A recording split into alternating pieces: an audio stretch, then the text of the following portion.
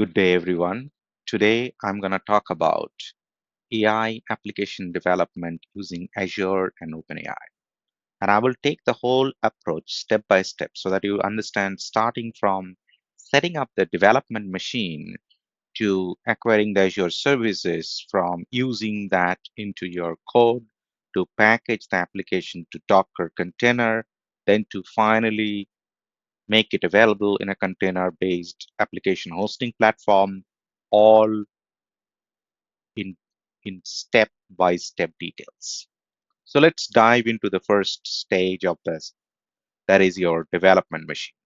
So when we need to build an AI-based application, we have multiple different choices from where we can run this application to. One is your local machine. So the machine you are right now in, you can set it up for your dev box, and then you can actually install the runtime and start building it. There is also an option to do a dev container, which means that if you run the container hosting platform, the dev container will be deployed on top of it, and then you can have that so that it's kind of isolated and not bothering your rest of the application machine or the work machine. And the third thing is a virtual machine. So you can host a virtual machine anywhere, either in the Windows hypervisor or in the cloud, and then you can configure that machine as your dev machine and connect it remotely.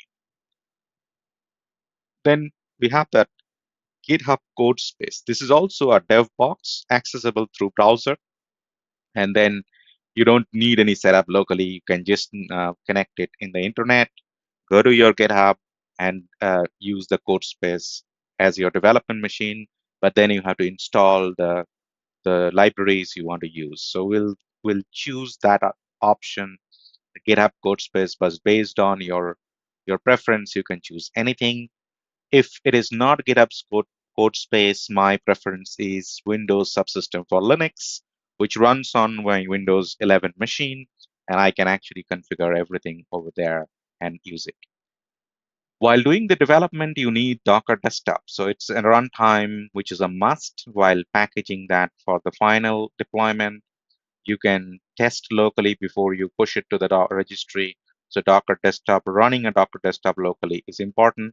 GitHub code space comes with Docker Desktop, so you don't need to do that in the GitHub code space.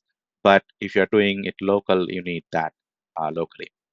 And then you need definitely a Python runtime if it's local machine, and the related libraries, which we will be using to build a sample application. Now, all the thing which we are doing over here will be available in a GitHub repo, which I'm going to share later. But if you see here that we have got everything covered from a development perspective. So let's see how we can do that in the GitHub code space. Let's see that as a demo.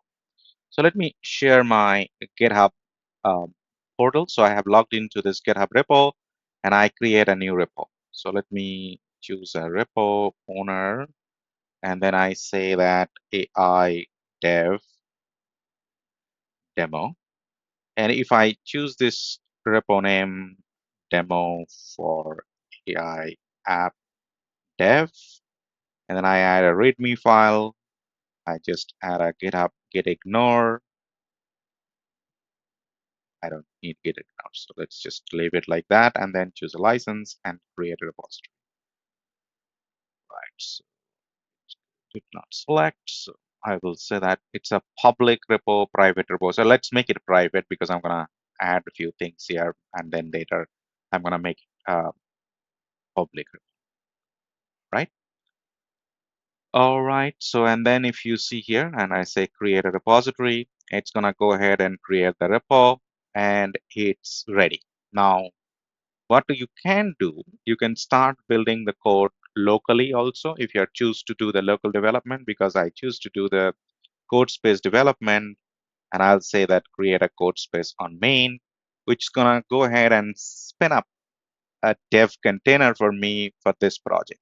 Since there is nothing in this, I can start from fresh.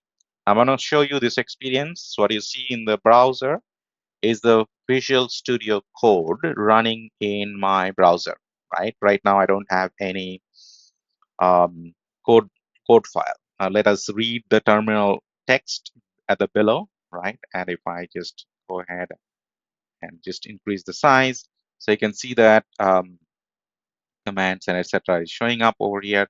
That's all fine. This is the terminal which I'm going to come back again and again to test things. Before that, let me create a folder. Let's say sample code Python sample.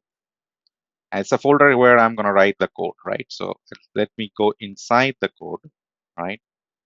So I would say cd Python sample. So I'm inside the folder.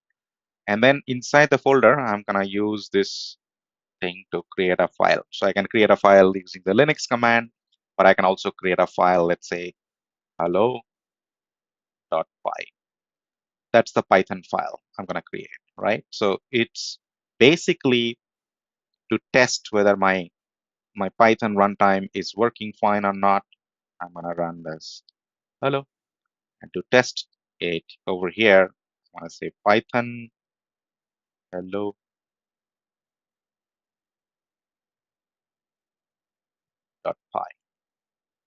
It's printing the hello statement, which means my Python is working. So it is the primary setup is done. One thing also wanted to check if my Docker is properly installed. So it says it is installed. If I run the docker ps command, if it shows no container running, that is fine. I can say docker run Ubuntu. It's gonna go ahead and download that to locally. So this will ensure that my it's kind of working fine. So it is 29 MB Ubuntu image, which is gonna go ahead and download and run and exit, which essentially translates into few things. Okay. Number one, you see the Docker image available locally, right? Which has got created 4 weeks ago, but I downloaded now. And if you also see Docker PS, nothing, but if you say PS minus A, all the exited container showing up 22 seconds ago, it got exited. So it's all working fine. So the Docker engine, which is absolutely important, is working fine at this point in time. Thank you very much. We'll come back to the next video.